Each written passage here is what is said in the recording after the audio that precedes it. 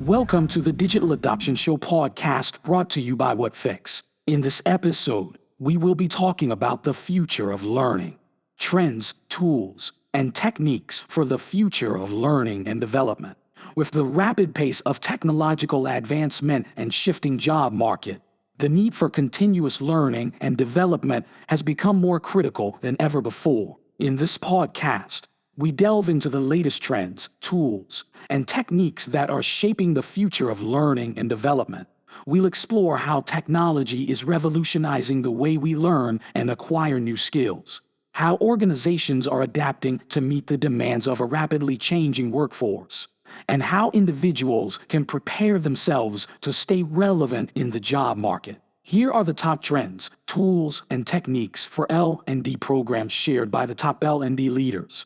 Marco Dondi is the future of work expert and associate partner at McKinsey Company. He is the author of Outgrowing Capitalism, strategy consultant in economics, banking, labor, and education. Marco Dondi discusses the significant trends that are currently taking place in the world of work and society, and how they are making this time different from the past. He emphasizes the rapid pace of change, especially in terms of technology, which is causing many technical skills to become obsolete quickly. Additionally, the emergence of new business models and the diffusion of technologies like artificial intelligence are causing significant changes that will likely force people to have multiple job transitions throughout their careers. He notes that this will require individuals to learn and adapt continuously, and these skills will become much more important than they were in the past. We are seeing that the world of work and broader even society is undergoing a variety of significant trends that are making this time very different than in the past. And one of those differences is just the pace of change. If we think of introduction of technology and the pace at which technology itself is changing, many of these technical skills become obsolete in 12 to 18 months. And so that's just, one example of more rapid pace of change. If we think of the business models, the new business models that are emerging, think of e-commerce, think of the move away from the old brick and mortars towards more and more digital services and digital products. If you go a further step, artificial intelligence is something that, of course, is already being deployed and adapted. But if you take a step further and thinking the speed of diffusion of these technologies, and also as these technologies become better, what are all the type of activities that they could substitute? That will cause, of course, a lot of change. And I think the focus here is really the rapidity of change will likely force people to not have one job for all of their life, or even 2 or 3 jobs for all their lives, right? Many people that are coming to the workforce today, they'll have to go through possibly 10 different transitions, some minor, some a bit more significant. Today in Europe, we are expecting in the next 10 years that 20 million people will need to completely change occupation if they want to keep being a productive member of society in the workforce. And so that causes skills that weren't really the focus in the past. The previous industrial revolution, it was just a focus on, either that capability, that technical skills, the ability to do something. But once you learn it, you're good. You're good for maybe it happens once that you need to learn something else.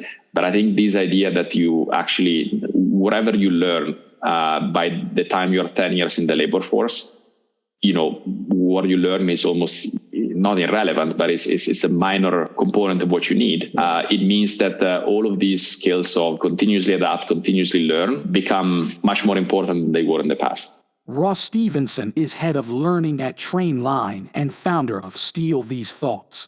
He discussed that in the L&D space, there is a growing need to become more tech-centric, especially in the wake of the pandemic. The sudden shift to remote work forced everyone to become tech-savvy almost overnight, and this had a profound impact on L&D teams. While it's important for modern organizations to prioritize digital technologies at their core, It's equally important to focus on the human element of L&D, such as coaching and mentoring. The key is to use technology with the right intention, blending it with authentic human experiences to create a well-rounded approach. The pandemic has accelerated the need to find the right balance between digital and human interactions, and it will be interesting to see how this continues to evolve in the coming years. I think in the L&D space, we've already spoken about we need to get better of tech, we need to be tech-centric. Then we had this kind of global shared event where actually we were all forced to become not tech experts, but very tech savvy in the space of a few days. And that really hit L&D teams. So I think for a modern organization now and a modern strategy, a lot of people will say it needs to be digital. Digital needs to be at that core.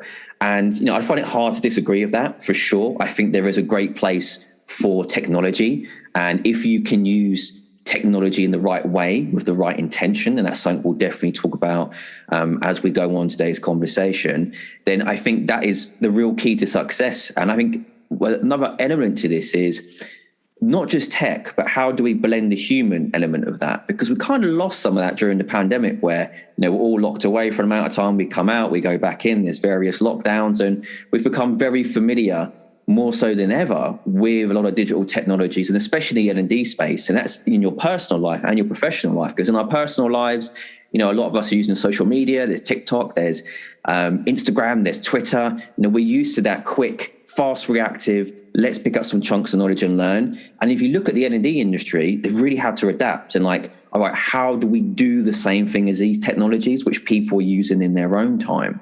So a modern approach for me is really looking to have the right intention of technology, but also focus on the human. And when I say focus on the human, it's looking at how do you still have those relevant human experiences in the form of coaching, in the form of mentoring, and still doing those things we do as humans, because technology is not a silver bullet. It's not going to replace everything we do in terms of having that connection and sharing experiences, and really looking at doing what we've always done for millennia, which is sharing stories, which is what we do in all different ways. So I think the modern approach for me is having that digital as a core, 100%, but then making sure you've got that layer on the outside that's still realizing the human. Because what you don't want to do is to make your people a product, and then basically you are just using them as a product as opposed to having those authentic conversations. And look, there's a number of organizations that are approaching this in loads of different ways. Some have done well, some are not doing so well, and learning from that. So yeah, I've been really interested to see, especially it's not post-pandemic really, but during the pandemic, how this has continued to evolve. Simon Gibson is the group head of learning and development at Marks & Spencer. He is a modern, international, adaptable, and experienced executive-level people leader chief learning officer. He discusses the importance of digital literacy and a good user experience in organizations and businesses. He highlighted the significance of considering cultural variance, especially in the context of the pandemic, which has forced many to change their approach to digital tools. He emphasizes the need to focus on upskilling and reskilling employees in digital literacy, regardless of their roles. Additionally, the paragraph highlights the need for a smart user experience that meets the organization's needs effectively. I'll give some broad views and then an example or two we can talk about and share.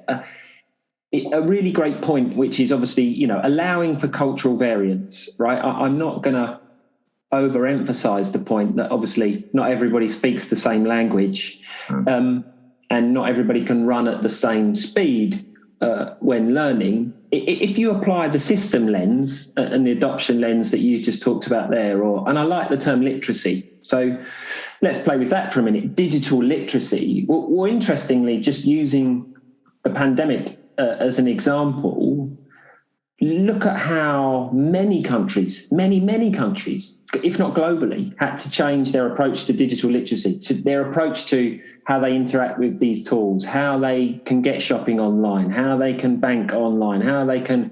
This is just from a personal perspective, right? Just from a personal perspective, which then bled into work, right? And I don't know if you experienced this at your organisation, but how challenging it was for many to kind of go, well, hold on, I've got to meet Goku online. We've never met online.